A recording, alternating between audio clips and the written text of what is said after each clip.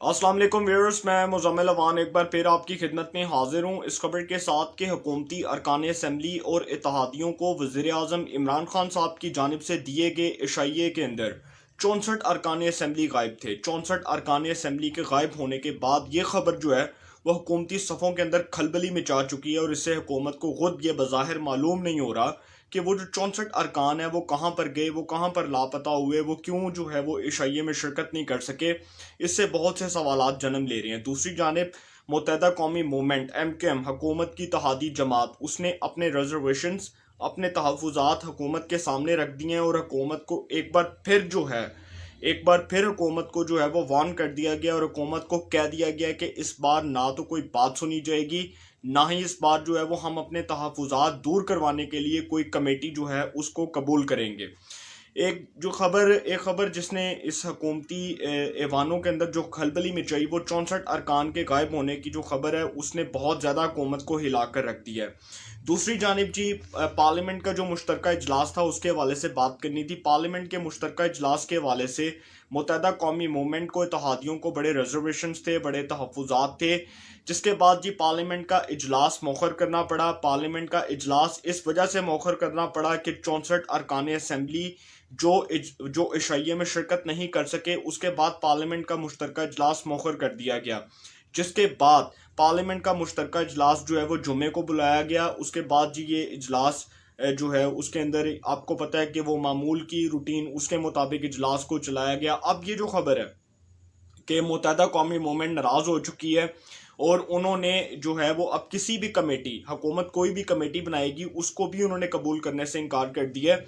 दूसरी जानिब जी हुकूमत को एक बहुत बड़े महाज के ऊपर शिकस्त हुई है, वो हुई है जी पार्लियामेंट के अंदर।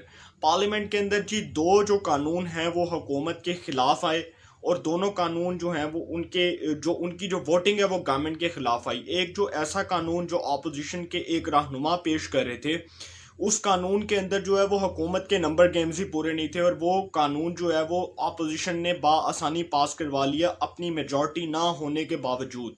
क्योंकि हुकूमत जो इस वक्त पार्लियामेंट के अंदर अक्सरियत के साथ इस वक्त हुकूमत कर रही है, वो हुकूमत जो है वो एक कानून पास नहीं करवा सकी, एक कानून जो है वो अपोजिशन का नहीं रोक सकी।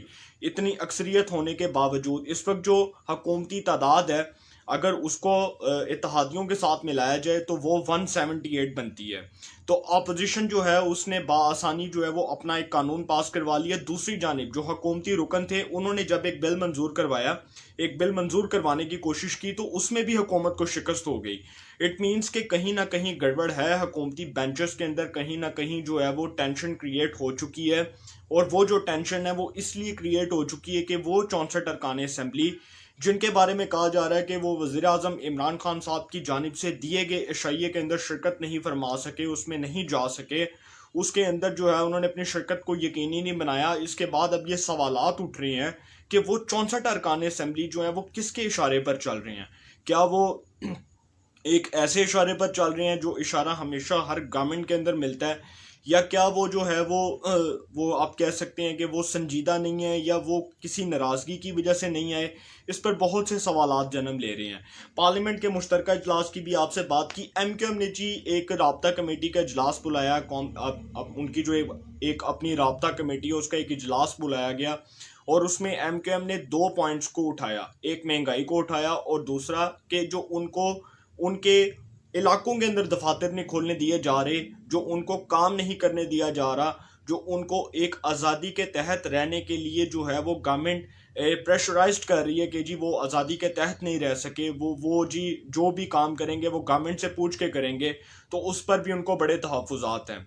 एक जी MKM ने राब्ता कमेटी का इजलास बुलाया जिसके अंदर महंगाई का मौजू आया और MKM ने खुद अपनी राब्ता कमेटी के जो उनके अरकान हैं उन्होंने खुद इस बात का इजहार किया, इस बात की तस्दीक की कि महंगाई होने की वजह से महंगाई की सूरत में जी हमें अपने हलकों में जाकर गालियां सुनने को मिलती हैं। अरकान असम्बली जो है इनको गालियां पड़ रही हैं, लोग गालियां दे रहे हैं, लोग जो है वो लान तान कर रहे हैं। महंगाई इतनी ज़्यादा हो चुकी है, आटा, घी, चीनी, चावल, रोटी, हर चीज़ जो है वो आवाम की पहुंच से दूर हो चुकी है। इवन के MKM ने जब ये महंगाई के पॉइंट को रेस किया तो उन्होंने कहा कि जी गवर्नमेंट की वजह से अगर हम आज बतौर इत्तेहादी गवर्नमेंट के साथ बैठे हैं तो इस पर भी लोग हम पर लान तान कर रहे हैं और लोग कह रहे हैं कि अगर गवर्नमेंट कसूरवार है तो आप भी उतने ही कसूरवार हैं। दूसरी जानिब जी एमकेएम के जो खालिद मकबूल सदीकी साहब हैं, जो एमकेएम पाकिस्तान के सरबराह हैं, वो कहते हैं, उनका एक स्टेटमेंट आया कि हमें आज़ादी के तहत काम नहीं करने दिया जा रहा, हमें अपने हलकों के अंदर दफातर नहीं खोलने दिए जा रहे, हमारे कराची से मुतल्लिक जो तहफ़्फ़ुज़ात हैं उनको दूर नहीं किया जा रहा। हमने कराची के हवाले से जो पैकेज, जो गवर्नमेंट ने हमें पैकेज देना था, अरबों रुपए का जो पैकेज देना था, वो नहीं दिया गया। गवर्नमेंट ने हमारे तहफ़्फ़ुज़ात को दूर नहीं किया। उसके बाद जी मेयर कराची वसीम अख्तर साहब, जो एमकेएम के एक बड़े सीनियर रहनुमा, साबिक रुकने कौमी असम्बली भी हैं, उनका एक स्टेटमेंट आया कि हम बहुत जल्द पाकिस्तान तहरीक इंसाफ की हुकूमत से वफाक के अंदर, सिंध के अंदर, हर सूबे के अंदर जो है वो अलहदगी का ऐलान करने जा रहे हैं और उसके बाद हम गवर्नमेंट के साथ किसी किस्म का कोई अलायंस नहीं रखेंगे और किसी अलायंस में शामिल नहीं होंगे। इट मीन्स कि वो इत्तेहाद को तोड़ना चाह रहे हैं। अब वो किसी किस्म का कोई इत्तेहाद जो है वो उसको जारी नहीं रख सकते। बिलावल साहब और जो आप कह सकते हैं कि शहबाज शरीफ साहब जो हैं वो आजकल बड़ा फ्रंट फुट पर खेल रहे हैं और उसकी वजह यह है कि वो जिस पिच के ऊपर खेल रहे हैं वो पिच बड़ी साजगार है और उन्होंने एक इमरान खान साहब की गलत बॉलिंग का फ़ायदा उठाते हुए जो है वो बाउंड्री के आर पार बॉल फेंकने का फैसला किया और उसके बाद वो बड़ी फॉर्म के अंदर जो है वो बैटिंग कर रहे हैं। बिलावल साहब और शहबाज शरीफ साहब जो हैं, उन्होंने जी मुत्तहदा अपोजिशन का एक इजलास हुआ था और उस इजलास के अंदर मौलाना फजलुर रहमान साहब, बिलावल साहब, शहबाज शरीफ साहब सब मौजूद थे और उस इजलास के अंदर शहबाज शरीफ साहब जो है उन्होंने मुत्तहदा अपोजिशन को इकट्ठा किया। मौलाना फजलुर रहमान साहब को भी, बिलावल साहब से भी मुलाकात हुई, मौलाना फजलुर रहमान की, और उसके हवाले से एक लाएअमल ये बनाया जा रहा है कि अदम एतमाद के हवाले से पूरी अपोजिशन को एक पेज पर इकट्ठा किया जा रहा है और उनको अब इस पेज पर इकट्ठा करने के बाद अब ये खबरें गर्दिश कर रही हैं कि अपोजिशन अदम एतमाद के लिए नंबर गेम्स पूरे कर चुकी है और एक बार फिर पाकिस्तान पीपल्स पार्टी जो है उसने अब ये तजवीज़ दी है कि अब वो वक्त आ गया कि गवर्नमेंट के ख़िलाफ़ अदम एतमाद की तहरीक लाई जाए और इनके इक़्तिदार को बिलडोज कर दिया जाए। दूसरी जानिब शहबाज शरीफ साहब ने मौलाना फजलुर रहमान साहब को इकट्ठा कर लिया है। फजलुर रहमान साहब जो हैं वो बिलावल साहब से मिलने चले गए। अब पाकिस्तान डेमोक्रेटिक मूवमेंट के इजलास में क्या फ़ैसले होंगे? अभी तो सबसे पहला फ़ैसला ये होगा कि पाकिस्तान पीपल्स पार्टी, जिसको किक आउट किया गया था अपोजिशन के फैसलों की नफ़ी करने के बाद, अब उसको उस इजलास के अंदर ये फैसला होगा कि उसको किस दिन जो है वो इस पाकिस्तान डेमोक्रेटिक मूवमेंट के अलायंस का हिस्सा बनाना है। दूसरी बात कि जो अदम एतमाद की बात है, बिलावल साहब जब पार्लियामेंट के मुश्तरका इजलास से बाहर आए थे तो उनसे एक सहाफ़ी ने सवाल किया कि आप बताएं बिलावल साहब, क्या अदम एतमाद की तहरीक वाकई में आ रही है? बिलावल साहब ने बड़ा जो है वो हैरान कुन अंदाज में ये जवाब दिया कि हम बहुत जल्द आपको सरप्राइज़ देने वाले हैं और अदम एतमाद की तहरीक जो है वो बहुत जल्द पेश करने वाले हैं। इट मीन्स कि अदम एतमाद की तहरीक आ रही है और बड़ी खौफनाक किस्म की तहरीक आ रही है। इमरान खान साहब के लिए एक बहुत बड़ा प्रॉब्लम जो खड़ा होने जा रहा है वो ये है कि कौमी असम्बली के अंदर इमरान खान साहब और इनके इत्तेहादियों को मिलाकर इनके जो नंबर्स हैं वो 178 बनते हैं।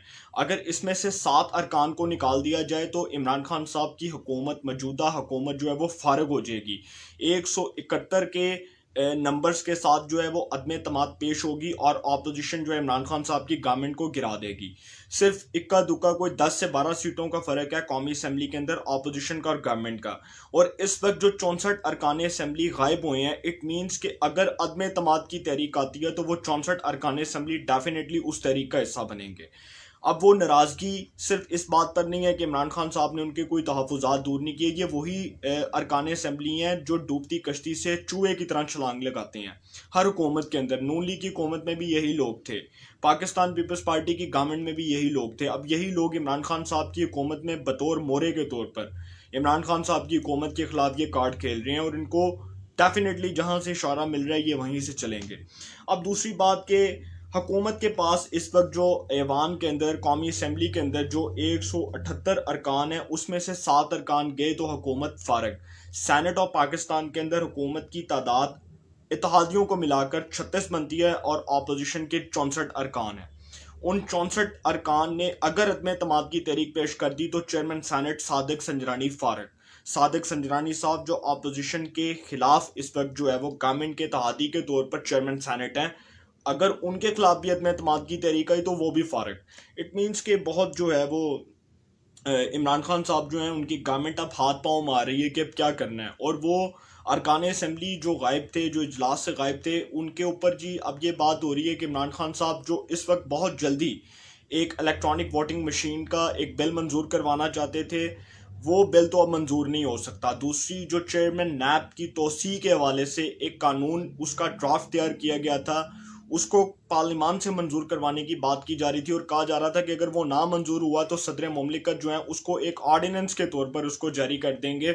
उसके ऊपर भी हुकूमत को बड़ी सख्ती का सामना करना पड़ रहा है, बड़ी शर्मिंदगी का सामना करना पड़ रहा है। और उनके अपने अरकान असम्बली अब ये बात कर चुके हैं कि गवर्नमेंट ऑफ पाकिस्तान अगर ये दोनों कानून लेकर आई तो हम किसी सूरत उनको सपोर्ट नहीं करेंगे। एक जानिब तो परवेज़ खटक साहब जो हैं उन्होंने तो बरमला इस बात का इजहार कर दिया इजलास के अंदर कि इलेक्ट्रॉनिक वोटिंग मशीनों वाला जो मामला है ये बिल्कुल ड्रामा है, इसके ऊपर मैं तो वोट नहीं दूंगा। दूसरी जानिब काफ लीग जो है वो उसके ऊपर मैं नेक्स्ट व्लॉग में आपको बताऊंगा। तारिक बशीर चीमा और परवेज़ लाई साहब जो हैं उन्होंने भी फैसला कर लिया कि वो डूबती कश्ती से छलांग लगाने जा रहे हैं। अदम एतमाद की तहरीक आएगी तो इमरान खान साहब की हुकूमत का बचना बहुत मुश्किल हो जाएगा और फिर वही होगा जो अपोजिशन को पीछे से इशारे मिलेंगे। इस हवाले से जो भी अपडेट्स होंगी आपको इन्फॉर्मेशन मिलेगी। इंशाल्लाह फिर मुलाकात होगी। अपना बहुत ख्याल रखिएगा। अल्लाह ताला आप सबको खुश रखे। मुल्क पाकिस्तान पे अपना खास करम फरमाए।